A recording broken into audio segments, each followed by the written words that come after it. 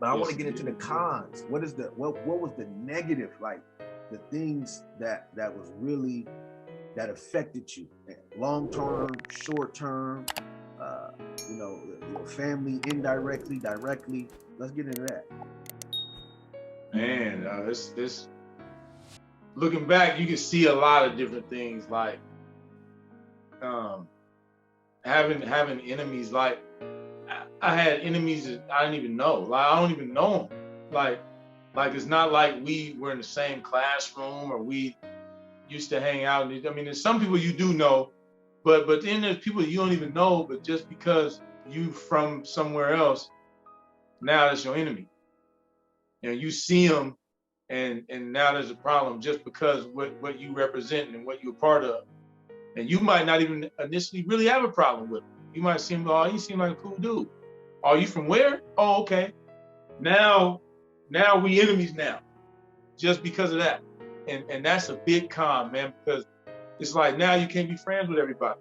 You might Come have on. people that you grew up with, and now you might even want to be friends with. There's people I wanted to be cool with, but I couldn't trust them Right. because they were from over here, and they might have homies in their ear, and I might get set up, and you got to worry about all. Just having to think about that is most definitely a con. It's not a good thing. It's a completely negative thing. And so you couldn't have friends from everywhere. You couldn't trust people like that. Always having to worry about the police, and then at the same time worry about other people. You know, just like these were seriously negative backdrops to it all, man. And it's like living your life in fear every day, worrying about certain things every day. You know, can I even trust the people I'm hanging out with, my own friends? Like, you know, can I really trust them? You know what I'm saying? Like, and then it's like another thing is when I think back to it, like in my school years, like I had people come and just want to keep pumping up, ride and do these acts and all these things, pumping up that evil part of you. Right. And but I had one person, only one person out of all the people I ever hung around that came to me and said, "Man, you ever think about going back to school? You know, Wow. like just doing something positive with your life, doing something good." And this was a And the gangbanger that con, asked you that? yeah, yeah, Okay. Okay. Yeah. Go ahead. yeah. And he wasn't even doing good, But he but just. he had a sincere desire for me to do good. Okay. Okay. And so you know, and the con in that is that nobody else did that. Right. They wanted to fuel me doing things that can get me killed or sent to prison. You doing things And that then they when wouldn't you were even do. celebrated, like if I went and shot at somebody and I came back, and go, oh yeah, homie, you know, they dapping you, they like, yeah, man, he went the homie when he got it in or whatever.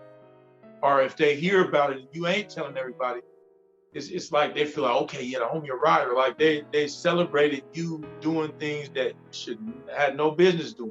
Mm. You know, violent acts that hurt other people and their families, and you know, it's like that was celebrated. They pushed you towards destruction. Right.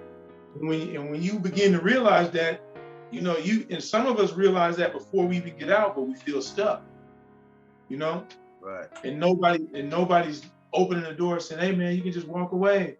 You know, it's like they want you to stay stuck with them.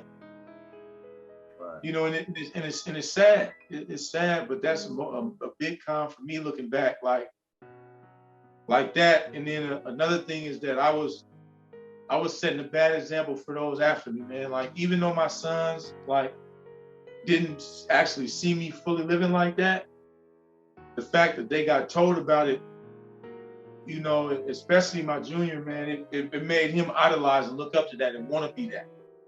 Right. He wanted to do those things. And you know, even recently I talked to him and I was like, man, you know, you a lot like me. And I wasn't meaning it that way, like the gang part. Right. Right. I was Right. just saying like certain little mannerisms and certain things. And he said, yeah, yeah, yeah. He said, I'm a lot like you, man. That's what my mom tell me, right? But Right. she was talking about that part, The other part. right? And he took some pride in that. So I think a big con is that we're setting an example for those younger than us, whether it's our kids, our younger dudes in the neighborhood.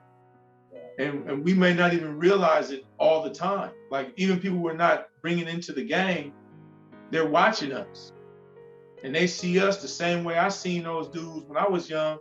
They weren't even like hardcore recruiting me. But they were standing out there being an example to me every day. I seen them. Wow. And they weren't saying, man, come be from the hood. They were just living how they live. And me seeing that made me want to do it. That was the option. Right. And so it's like I caused destruction in people's lives. I got youngsters that came up to me when I was in prison, and even when I got out, they was like, man, yeah, that's the big, I don't even know him. I'm like, who are you? And you talking about how you looked up to me and I influenced your life, but I influenced you for the bad. Right. And I didn't even know.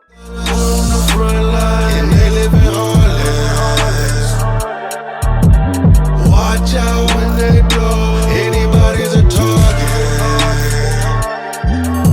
You say you wait for revival, but it's time to start again. Take a look at the harvest, coming straight out of darkness. I was walking dead, tales from the crypt, till Jesus came, freed me, snatched me out of hell's grip. Big stick on the hip, right round with posts. 5 deep in the form, right round with snows. Was like I sold my soul, all for a bag. He paid the cost to be the boss. Christ brought it back. Yeah. Now I'm a new creation. See.